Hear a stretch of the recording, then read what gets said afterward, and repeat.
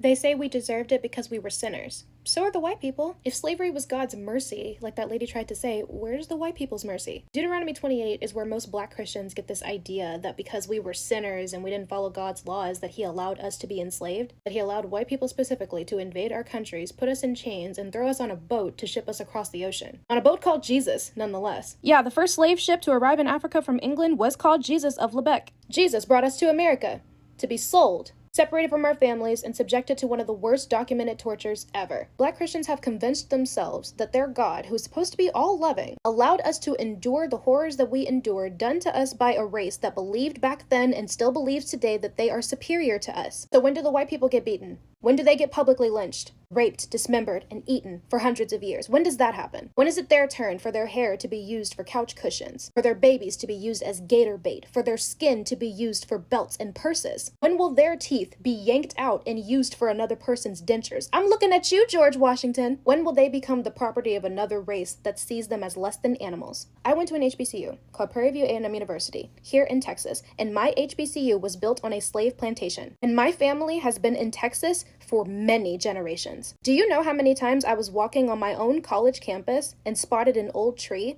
and wondered if one of my ancestors hung from it at one point? When do white people have to have those thoughts? When do they have to be regularly reminded that the country that they live in hates them and has always hated them for no other reason other than their skin color? Let me know. Let me know when it's their turn. Let me know when they get their mercy from God for being sinners. And the black people who believe this nonsense that slavery was God's mercy can never tell us what sins we committed. What did we do that was so horrific that God decided to allow us to be enslaved for hundreds of years? What happened to Ezekiel 18 that states that the son will not suffer the consequences of his parents' sins? If slavery was God's mercy for black people because we deserved worse, then why is it still happening? I'm not talking about across the world. I'm talking about here. Now, did y'all hear about that couple that had children, black children, that they were keeping as slaves? Look it up. They just got sentenced. Nina Simone said it best. The people who built their heaven on your land have convinced you that your heaven is in the sky. Black Christians believe that they have to wait until they die to finally be free of this mercy. And when they die, it'll be too late for them to realize that they spent the one life that they had waiting for a reward that was never going to come. I hope someday that the term Black Christian is no longer a thing. There is no reason for any of us to be following this garbage.